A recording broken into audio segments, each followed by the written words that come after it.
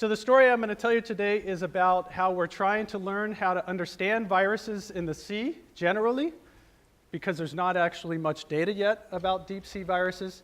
But I'm going to share with you at the end some information about deep sea viruses. So obviously, I want to study the deep sea to get a little bit away from this video. So the deep sea we've already heard a bit about, but in case your brain is sleepy from lunch, it's really not the hydrothermal vents that I usually connect with the deep sea. Beautiful, incredible amounts of diversity. It's much more things that Doug showed us earlier, like sediment. Now and then if you put bait down, you'll see a bunch of organisms come in. And the reason, of course, is that life is generally dependent upon primary production. And when you live in that thin surface layer of the ocean where light is, you have lots, relatively speaking, lots of primary production available. And if you live at the bottom of the sea or anywhere in the water column, as you get deeper in the sea, you're dependent upon these very episodic sinking events from primary production to complement what often is a little bit of chemoautotrophy in the water column and sediments. I also think about the deep sea because of the incredible adaptations many of these organisms have towards giantism that's inspired books and fun interactions between giant whales and squid. They slow their metabolisms down to be able to survive living in the deep sea. They have lower fecundity rates. They also can inspire movies with their bioluminescent lures that help scare innocent prey and can even have all kinds of fun ways to present bioluminescent lures, including these worms that have little glow bombs they send out to scare organisms which might be coming by. So I'm really fascinated with the deep sea and all of the incredibly interesting organisms that my personal focus is on viruses, so I will start to head towards viruses. The deep sea really doesn't get much emphasis. This is a beautiful summary of a lot of the things that many oceanographers think about, the biological carbon pump. And you'll notice here that we essentially have the surface layer of the ocean trying to bring carbon dioxide in to these phytoplankton, which are fixing the carbon dioxide into sugars through light energy from the sun, through this process called photosynthesis. Exudates and those phytoplankton getting broken apart, get remineralized by bacteria. You have small animals which might eat the phytoplankton, like copepods and other zooplankton, and those can usually feed fish, all of which respire and help the oceans emit out carbon dioxide. And this biological carbon pump, or the organisms that transfer carbon through it, also is impacted not only by those bacteria, but something called the viral shunt. The viral shunt was really only proposed at the end of the 1990s. And the idea is that viruses lyse these phytoplankton and bacteria. And when they lyse those phytoplankton and bacteria, they probably turn the organic matter into smaller bits that will be used by other organisms. So remineralization. The idea of the viral shunt is it's probably important. These viruses probably help remineralize carbon. And it's also that it probably keeps carbon small. So that's the paradigm. Viruses lyse cells and keep carbon small, probably preventing this arrow from happening too strongly. And this arrow is the idea that surface production does, with some low rate, sink down here, where that organic carbon can become a source of food for many deep sea bacteria and deep consumers.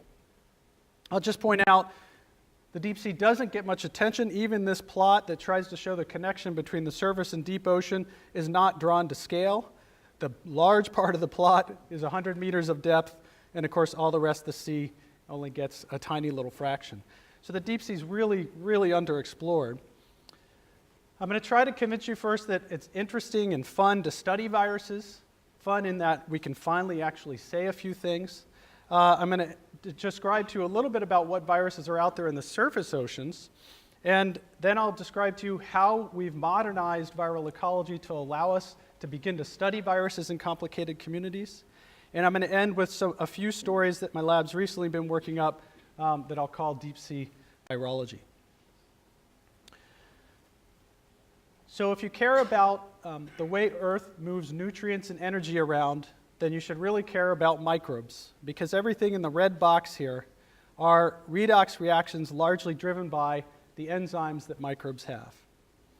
And if you care about microbes, you should probably care about viruses, because while we thought there were no viruses in the oceans before 1989, people had just used the wrong cultures to try to isolate them. As soon as they concentrated the viral or the seawater onto an electron microscope grid or onto filters, they saw that there was this incredible night sky.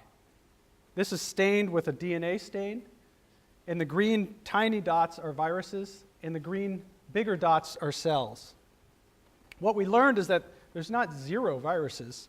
In fact, there's a lot of viruses, about 10 per cell in most environments you look at. This means that there's 1 million to 100 million viruses in a milliliter of seawater throughout the oceans. If you do tracer experiments, these viruses are not static. They're very dynamic. They turn over on the scale of every few days with a range of about 1 to 7 days.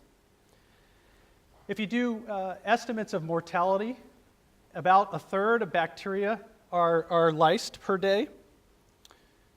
Viruses also can mistakenly grab a gene from a host cell and move it into new hosts, and that probably occurs at about 10 to the 29th genes per day, so a massive number.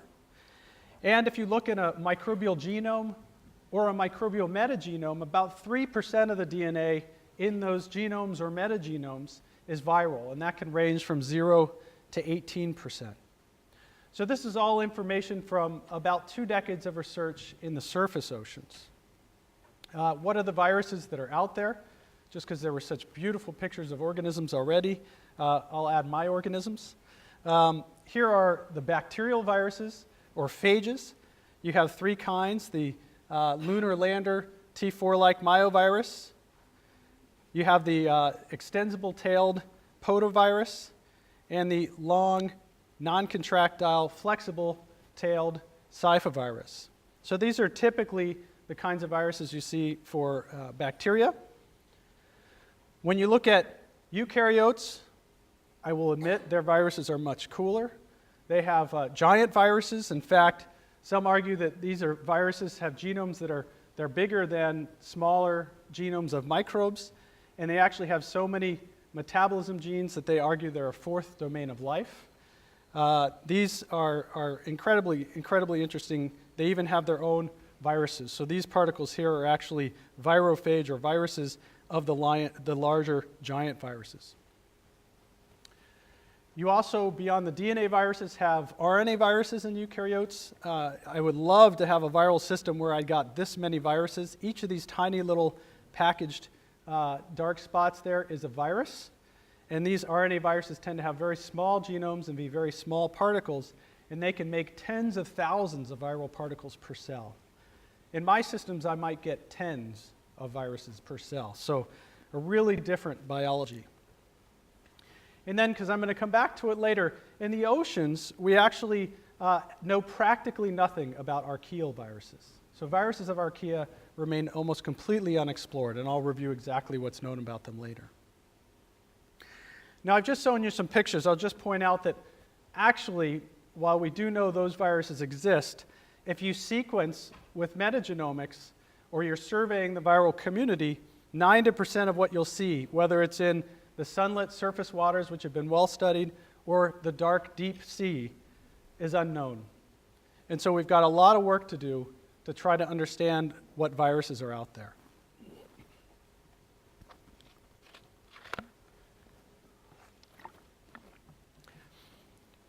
So to try to develop this modern viral ecology toolkit, we needed to do 2 things. One is expand upon or illuminate that viral dark matter. We need to get into that unknown sequence data. And we need to learn how to count. So the how to count problem I'll tackle first. If you were to try to survey what marine organisms are out there, here's how you would do it. If you want to barcode marine life and ask who is out there. If you're studying eukaryotes, you can target a barcoding gene called 18S. This is a ribosomal gene. And those little barcodes are unique for a particular species. And so you can use the genetic tag to tell you something about the kinds of organisms in the water. bacteria and archaea have a similar tag. Again, ribosomal genes that have 16S instead of 18S. But viruses actually don't share a single gene. So there's no barcode gene in viruses.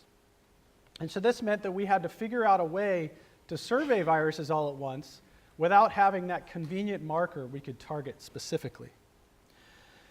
And so Forrest Rower and Maya Breitbart invented the application of metagenomics to seawater samples to look at viral communities. And using that, we are able to now do quantitative metagenomic screens, and you'll see how that helps. So what does it mean to have a quantitative metagenomic pipeline? For studying viruses, it turns out there's a few steps. We often will have large volumes of water. When I started my work in this field, it was 200 to 1,000 liters of water. Now we've gotten away with 1 to 20 liters of water. So we've gotten much better at this. But you have to concentrate seawater. And at the time, we were using tangential flow filtration, which is about 0 to 20% efficient, depending on your TFF skills. So we invented an iron chloride precipitation method that leverages basically 30-year-old sewage biology or sewage technology, and that allows us to concentrate viruses with greater than 90% efficiency. The next step is you've got a concentration of viral fraction seawater. You actually will want to purify away those viruses, and there's multiple ways to do that, and we've studied the many different ways and provide a data set for researchers to make a decision about how to do it. And then you still end up with very little nucleic acids. So we will amplify the nucleic acids that result. And we use a method that's quantitative as opposed to some of the methods which were very problematic. And then when you sequence, you can use a lot of different ways to sequence. So there's a lot of details there I could share with you, but after about 6 years of technical development, we now have a quantitative and sensitive sample-to-sequence pipeline. I'll just point out we only need about 100 femtograms of material to get quantitative viral metagenomes. So that's a very small amount of material. So if you had a quantitative capability, what could you do? We don't have a barcode gene. So we have to be able to count something. And what we've done is leveraged sequence composition, or k-mers. These are occurrences of words, if you will, in DNA. And if you count up those words, you can use those abundance profiles to allow you to make a plot like the one shown here. And that plot allows you to see the whole viral community's sequence data set compared to another, which we'd never been able to do because we were normally comparing 10% of our data. And so this allows you to actually look at ecological drivers and other aspects, and I'll come back to some of this later. A second way you could use this quantitative viral metagenomics or viromics is to look at gene ecology. And this allows you to just ask which genes are abundant in different environments and how do those abundances change over space and time. And so just to highlight some questions or some things that we've been learning that I'll come back to, we can look at niche differentiation in the sunlit waters versus the dark waters. We can estimate the global virome size. Instead of 2 billion genes, we think there's probably only 4 to 6 million viral genes globally across all viruses. So we've resized that 3 orders of magnitude. We can look at whether viruses sink to the deep sea, which is counter to the paradigm I introduced earlier. And we can look at metabolic reprogramming, which I'll come back to. And then the last way, in addition to communities and genes, you can look at populations. And viruses traditionally are thought of as exchanging so many genes that they're probably just a blur of genetic sequence. And so we've sequenced very, very deeply in a single ocean sample off of Monterey and found that counter to that hypothesis, viruses actually are part of a discrete set of populations. And these populations allow us to define what a viral group is. So how do we count? We can count k-mers, genes, and populations, and we can use these to answer fundamental questions. I'll just suggest we started with the globe. We didn't really start with the globe, but we were fortunate to be involved with the Tara Oceans Group, and they had launched a sailboat, the Tara, it's pictured right here, and we did oceanography as a consortium of over 200 scientists on a sailboat around the world. I'll tell you the virus story. These are the Tara Oceans viromes. 43 viromes that represented all the major oceans. You can see just low representation of the Pacific Ocean because we previously had sampled a lot of that. So what did we learn from a global data set of Tara Oceans viromes? Well, not surprisingly, 90% of what we were after was unknown, new to science. But using these population methods, we can now essentially have a genetic tracer to follow viral populations moving through the water column. And so on this plot, we have colored arrows, and the gray dots represent stations along the cruise transect. And the colored arrows you'll see represent the aggregate signal of all the populations in that water. So it's how has this viral community moved from one environment to the next. And when you layer on top of our arrows from the genetic tracers, you can see that the currents, the major ocean currents, are largely consistent with the flow we'd hypothesized for these viral communities. In addition, when you apply ecological statistics to the community structure observed, you learn that not only are these viruses passively riding the major ocean currents, but once they get to a new environment, their abundances locally are impacted by local physicochemical processes, temperature and oxygen being the major ones. The problem was you can do this ecology, but you're doing it blind. 39 out of the 5,476 populations that we could observe, we knew. Less than 0.1% of what we could observe could we say anything about.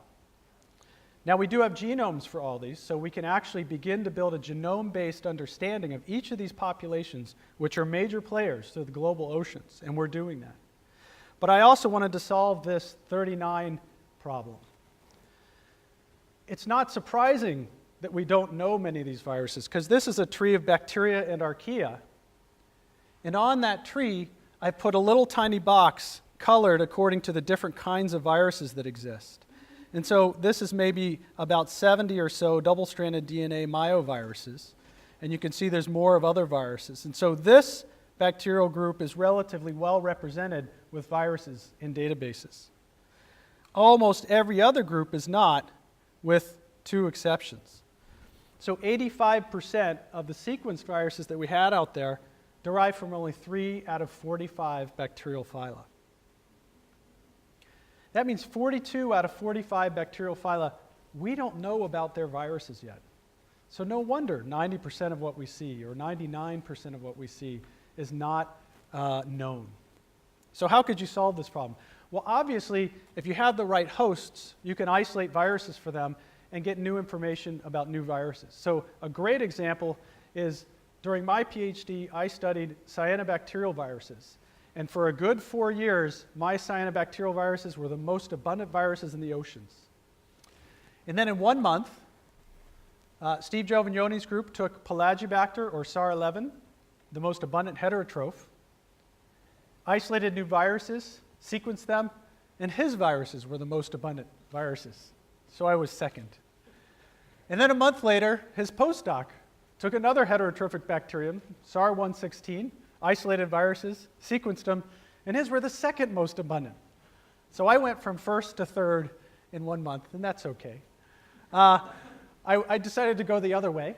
I have a postdoc who came to the lab, Karin Holmfeld, and we sequenced her viruses, Bacteroidetes viruses, and hers actually, we saw them everywhere, but they were never abundant. So she's got the rare virosphere. So we're now at the other end of the tail. So her rare Bacteroidetes viruses, it turns out, were never abundant in the kinds of data sets we're looking at. Actually, one of the groups that we're developing deeply as a model system and have a lot of very, very deep knowledge of now turns out to be the third most abundant virus in the oceans. So some of her viruses are the rare virosphere, and some of them represent a type that's all over the place. So we could keep culturing, but we've got 42 phyla to go, and that's a lot of culturing. And a PhD student, if you're lucky, might get through 10 of these in a PhD. So we've got a long, long way to go, and so alternatively, you could leverage existing data sets. And a very talented postdoc, Simone Roux, came to the lab, and he said, well, I've always wanted to be able to pull out using features of viruses, novel viruses from existing data sets. And so we talked about some strategies, and he drove a really interesting new tool, the development of a new tool called VirSorter, which mines microbial genomes and metagenomes to pull out viruses that are known and not known. And very briefly, we started this work looking at SAG data, or single amplified or single cell genomic data. And very briefly, the obvious thing to do is when you get sequence data from your SAG, compare it to reference databases. And that wouldn't be very novel, but what we did do is we added 1.4 million genes from our viromes. So we had a lot of community viral metagenomic data that we could augment this database of known references. And then he developed a deeper understanding of what makes a virus genome unique from a cellular genome. So he developed a set of rules and a probabilistic model to be able to look at features, genomic features, that helped him build confidence about whether a new sequence, a totally new virus, is viral or cellular. And so he applied this to public data sets. And he found from 15,000 microbial draft and complete genomes, he found about 90,000 non-cellular sequences, so sequences which look weird, 12,500 of which we are very comfortable to call viruses. And there's a set of rules that we developed, and confidence is associated with our predictions described in his paper. So does this help us?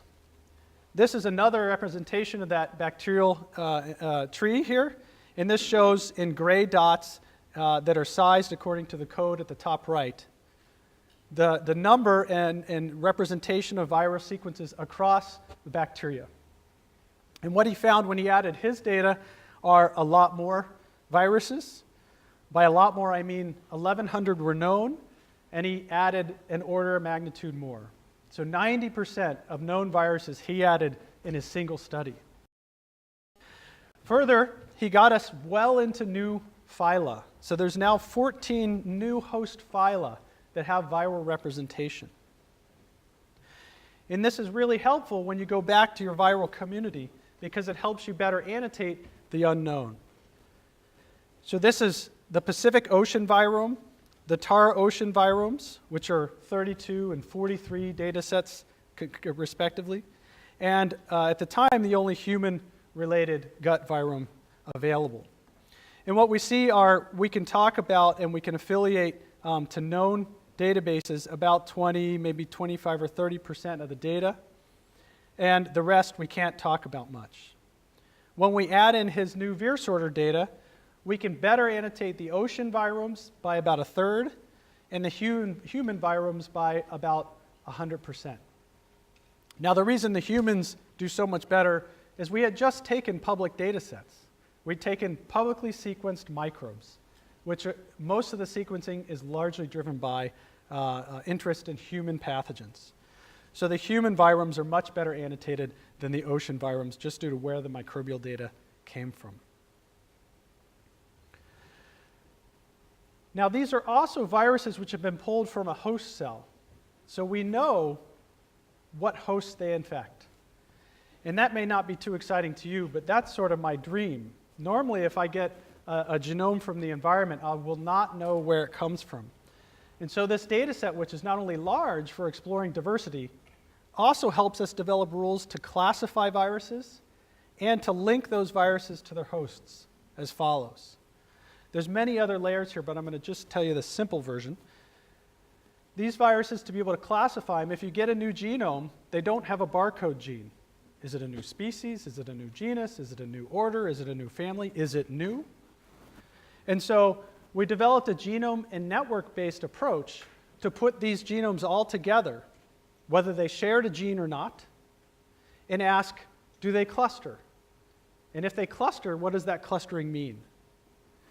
And so when we do that analysis with the VirSorter 12,500 plus the 1,100 which were in the database and curated, we find that a cluster is approximately equivalent to the International Committee on Taxonomy of Viruses genus level. So there were about 250 viral genera known, and Simon's study added another 264 viral genera. So he had doubled the number of viral genera from these new data sets. This is very powerful because now we have a sense for not only is a virus genome non-identical to something before, but how new and how novel is it? And this is also a way you can count things in the oceans. At the same time, I usually say a virus is only as interesting as its host, but we usually don't know what host these viruses infect. And so we developed some rules from this data set where, again, we had 12,500 viruses where we knew their hosts. The rules were pretty simple on the first level. There's an element called a CRISPR, which is a response to viral predation as well as probably other things that cells use. And this essentially represents an archived history of viral infection. And so in this data set, we were able to survey CRISPRs. But what I'm really excited about was this second element. Tetranucleotide just means that you can use 4 bases, all 4 base words that occur in the DNA. When you've got genomes, viral and host genomes, you can take a new viral genome and predict its host with 80 to 93% accuracy, which is far better than I expected. The 80% is when you have a virus for a host that has never been seen before.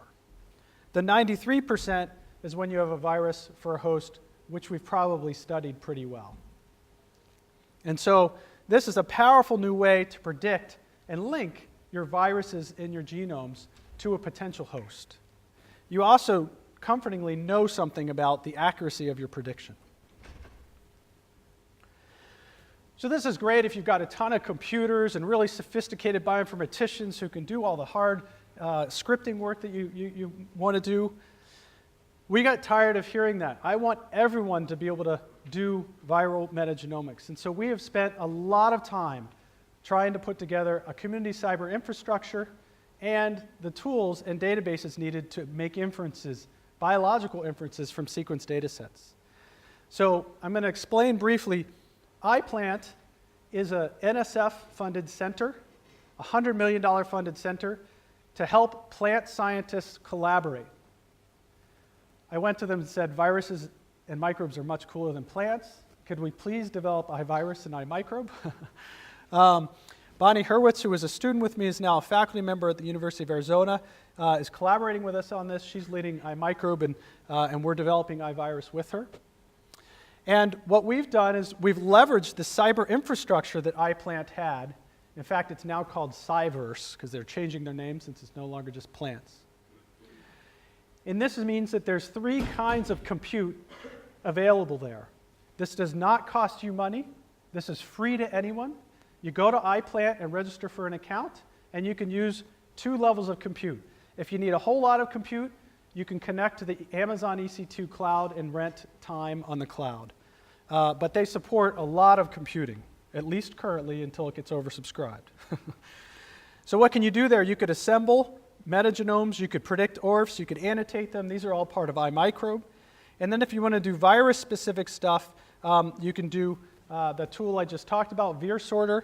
You can also generate protein clusters or develop those networks that I mentioned using vContact or the shared K-mer and SNA analysis to be able to do community ecology. So there's a lot of tools now at iVirus leveraging this free community available compute power.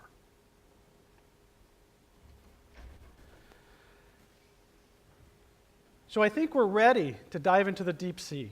We've got a very powerful toolkit. We can work with almost no nucleic acids, 100 femtograms of material, and develop quantitative data sets.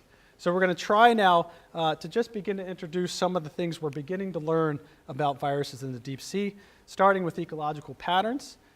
Before the TARA, we just focused on the Pacific Ocean, and so we had 32 viromes from the Pacific Ocean viromes. And you could use this new analytic that Bonnie Hurwitz had actually developed when she was a student, where she applied a regression modeling and network analytics to be able to plot on the same plot all 32 viromes. Each of these dots is a read in a metagenomic data set, and the cloud is the variation in those reads plotted in sequence space using this underlying algorithm. And that separates out the metagenomes. And what you can see that I've drawn here is that the dark ocean is different than the sunlit ocean. And the nice thing about this analytic is that you can dive much deeper into these patterns using different variations in the underlying algorithm to start to pull out drivers. This actually told us that light, temperature, and depth were major drivers of community structure. When we look at the biology of those gene sets, we can start to just ask what genes are required in the surface oceans across all the viromes, what genes are required in the deep oceans. So these are core gene sets. And there's a few hundred that we need in sunlit surface oceans, and there's 170 that we need in the deep oceans, and 180 that are shared by both. I'll just tell you that 2/3 of these genes that are shared in every viral community are unknown, no known function. Great targets for a biochemist or geneticist interested in following one protein. We can look at the gene sets and their functions and begin to think about how the surface ocean capabilities of these viruses must be different and different from the deep sea. And so I normally focus on the sunlit oceans, but this time I'm going to focus on the deep sea. I was really excited to see the viral communities in our deep sea, which were between 1,000 and 4,000 meters deep, were enriched for DNA replication initiation, DNA repair, and motility genes. And it was like you just read Doug Bartlett's Photobacterium paper, because it's exactly parallel to how Photobacterium adapts to the deep sea. And so it's really interesting that the viral communities are grabbing the key adaptive advantages that allow piezotrope to survive in the deep sea. Viruses also make a very direct connection to biogeochemistry. In the surface oceans, that very direct connection is summarized here. Viruses that infect photosynthetic cells, cells that are just trying to fix carbon dioxide into sugar using light energy from the sun. Viruses that infect these photosynthetic cells inject their DNA and express proteins, genes and proteins that actually have to do directly with the photosystem. So it turns out the core water-splitting, hydrogen and oxygen evolving enzyme in photosynthesis is encoded by all cyanobacterial viruses that hang out long enough in the cell to make use of it. This probably has some major impact on global carbon cycling because the cells that these viruses infect, they're infecting about 1/3 of them and killing them daily. And these cells are the most abundant photosynthetic cells on the planet. These are Prochlorococcus and Synechococcus. And we have yet to actually make the measurement of how that cell photosynthesizes with and without infection. Though we're doing that now to try to plug in a number to the models. So is photosynthesis the only thing that viruses have tapped into directly? Bonnie Hurwitz screened the Pacific Ocean virome data set and found that almost all of central carbon metabolism is in a virus somewhere in the Pacific Ocean. And in fact, the deep sea metabolic tuning or metabolic reprogramming is very different than that in the surface oceans. And it's really tied to fatty acid synthesis as well as energy generation in the TCA cycle. And this is something we've not thought much about yet, so I'm kind of excited to talk with some of the other people here. There's actually 2 other stories that in the interest of time I'll hold off, but I'll mention briefly. Viruses have also stolen key nitrogen cycling and sulfur cycling genes. And so we think that they're major players in a lot of the key metabolisms your favorite microbe is probably doing. So our second glimpse into deep sea virology here is going to be archaeal viruses. I alluded to earlier that there wasn't much known. This is what's been known since 2001 about archaea. They are really abundant in the deep sea. And so what's known about archaeal viruses? Well, there was a 1997 paper in the Dead Sea looking in a bloom of archaea, and they saw a lot of viral particles, so presumably archaeal viruses. If you look in a hydrothermal vent where there was a lot of archaea at the microbial metagenome, there's a sign of these CRISPRs or repeats that look like they could be archaeal viruses. And there is one archaeovirus genome in a nice paper that Sarah Bagby and Blair Paul put out recently in Nature Communications. So I have a talented graduate student named Dean Vick who decided he would like to explore archaeoviruses in the sea, and he started at another oxygen minimum zone, the Eastern Tropical North Pacific, and I'll show you data here from Station 2. Just basically, there's one known archaeovirus genome from the oceans, and he has 344 in his data set. If you use that network-based analytic, that represents about 34 different viral genera, 26 of which are totally new. So really expanding very quickly our understanding of archaeal viral genome sequence space.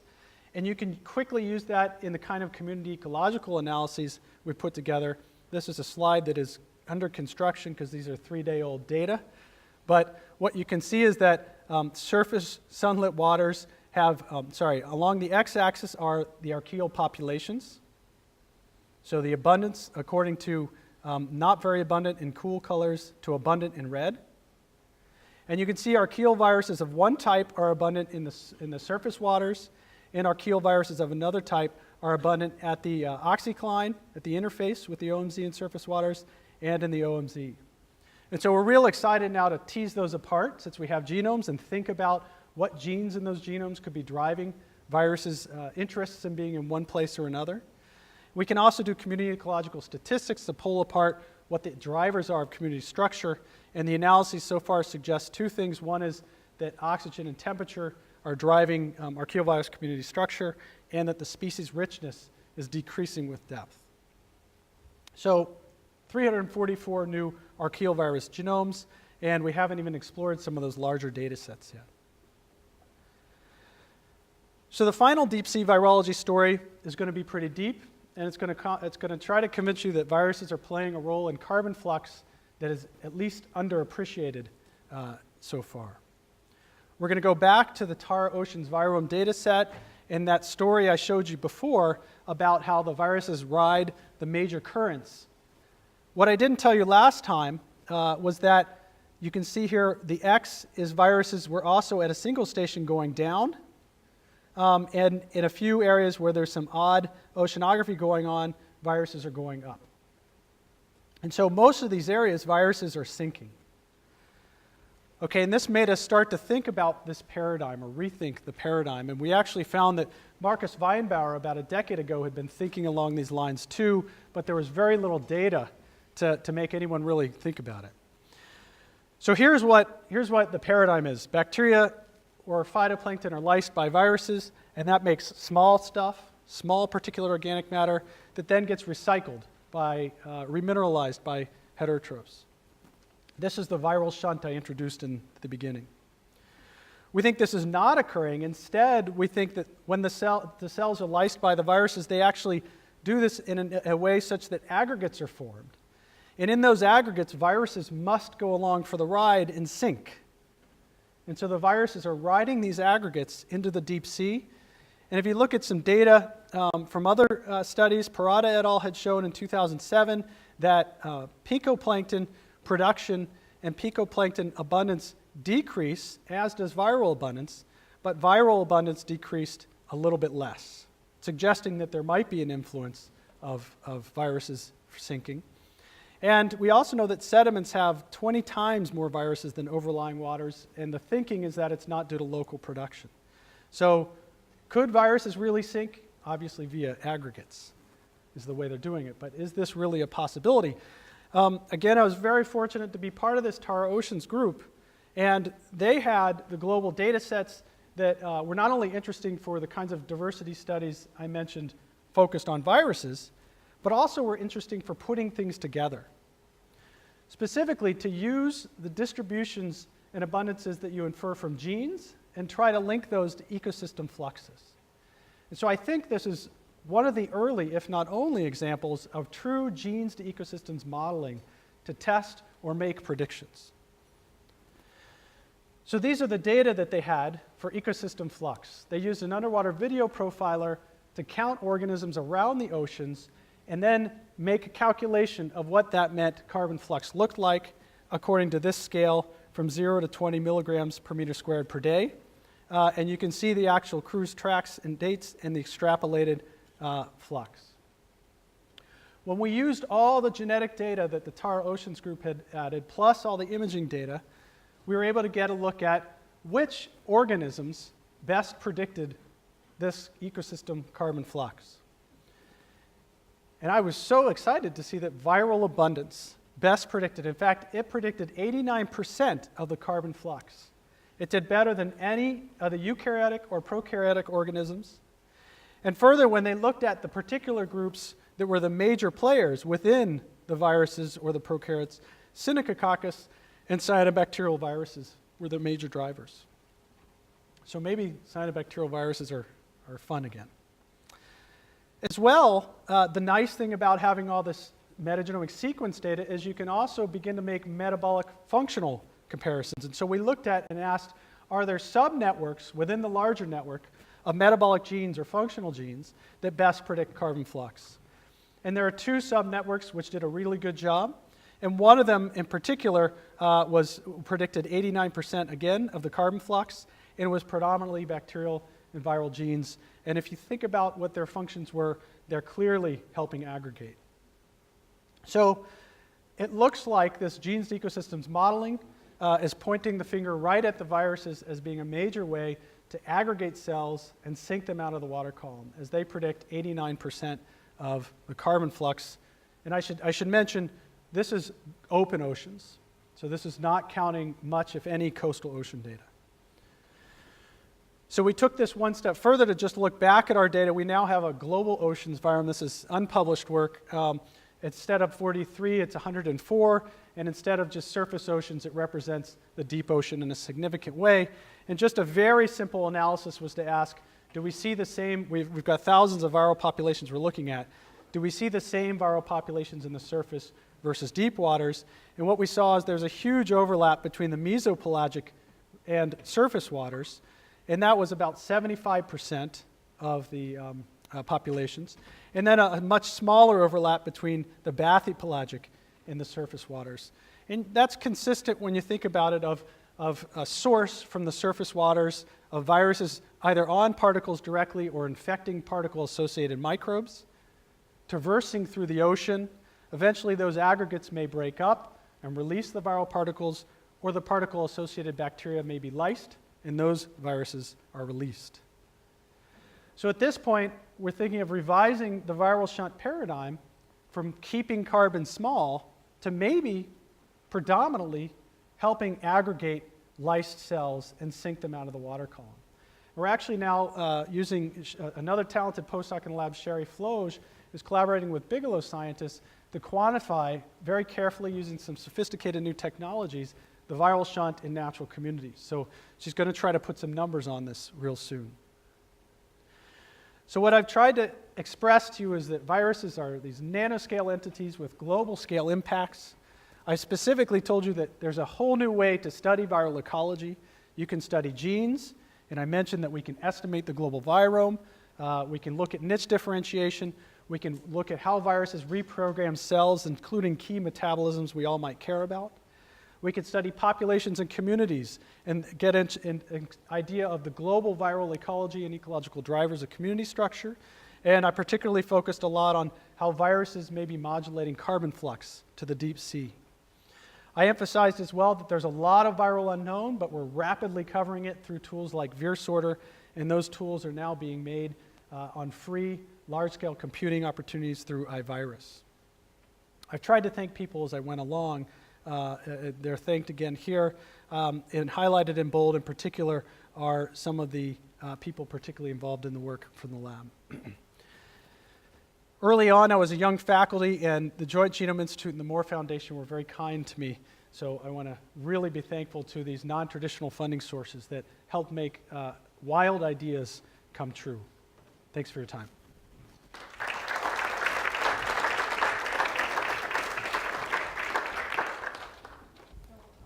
Thank you very much for sharing your work.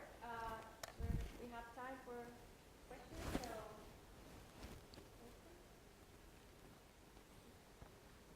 Jake?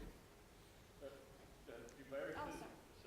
viruses propagate less efficiently in slow-growing populations?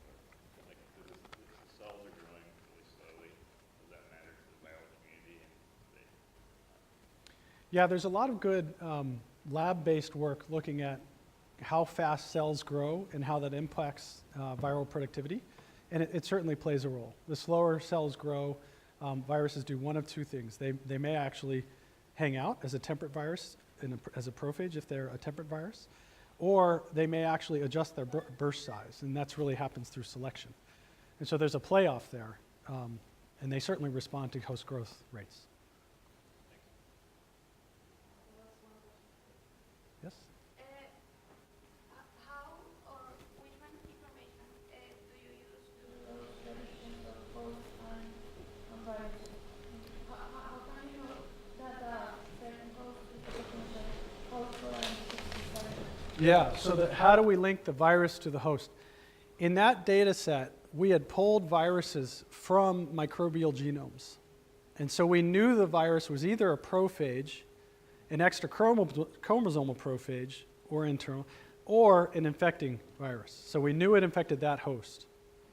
So we asked in that data set, if we used the genomic features of the viral genome and compared it to all the host genomes, could we predict what the host was? And we tried a whole bunch of genomic features. The tetranucleotide analysis was often it was the most predictive. So 93% is so long as you have decent host representation. So could happen that you have two viruses that share the same molecule with the virus for a certain host? Could happen that? We had many examples. Which one is the best virus for? Yes, there are many examples where we have more than one virus for a host. Yeah. Is that the question? Yeah. So Okay. Yeah, Tony? Your field work, Yes. I was wondering if you could provide an insight as to what types of metabolisms you have in the cell, your field Do the archaeoviruses have AMGs or host genes? Is that what you... Well, 'cause it looks like they're distributed based on path, right? Yeah. So on the surface you have your two, Yeah. your one that's on the front, yeah, so Yeah. given the insight a little bit to what Yeah. Yes, my insight is talk to me in 2 months. So Dean sent me those data about 3 days ago. But we'll look at that. You know, there's very strong microbial data sets paired with it, and we haven't started to look at that at all. We had just gotten the reference genomes, just classified them. I should say that ability to classify is about 2 months old, 3 months old. So it's like, even just being able to say there's 36 types I'm really proud to be able to do that. That's a new capability. Yes, Ronnie? I was thinking about this when you said that there was sort of an enrichment of viruses in sediments. It's kind of implying that that's an indication that they sink and end up in the sediment. Have you done any comment on the ability to try to extract the viral communities from the sediments and compare to the water column like that? Do you suspect getting any features that's a proof of that hypothesis? Yeah, so I would love to look at something like that. The question is are these sediment viruses just sinking viruses or being produced in situ? And I can't tell from the literature that we know at all. And so the hypothesis that Hewson and Furman had put forth in their paper was that this was largely driven by sinking, and it was because they couldn't get viral production rates of any substance in the sediments. Now, those are hard incubation experiments to do. And so I'm not real sure that I trust that data, but it is consistent with what we're seeing. So the real experiment I would like to do would be grab sediment, grab water, as you just suggested, compare viral metagenomes and ask how much overlap is there. Because But we yeah. see very high production rates of viruses in sediments. Yeah. Yeah, great, cool. I'd love to talk to you about where. Yeah, because I'm just learning clearly. Doug? Really a provocative, stimulating presentation, Matt. Okay.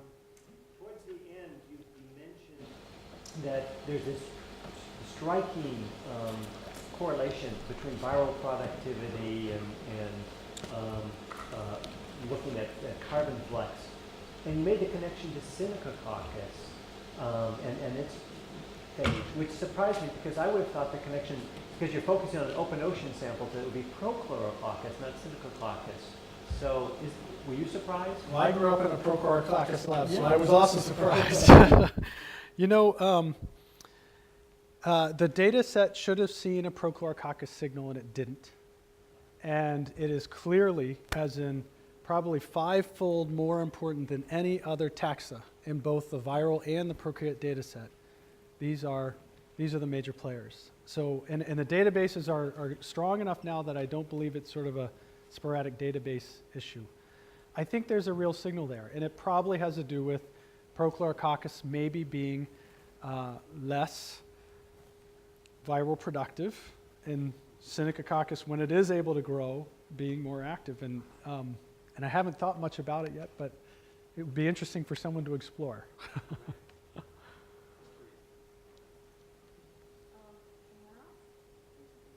Wouldn't also be a reflection of your sampling strategy? You know, Synechococcus are mainly mesotrophic. That's where not the real oligotrophic. So the parallel to, I just wonder if You're saying Tara went through more nutrient-enriched areas? mesotrophic waters than So, and I should actually go back to the TOV.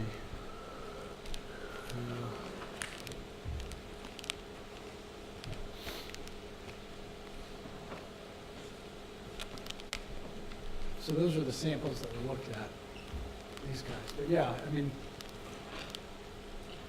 it could be that the Pacific is not well covered. Yeah.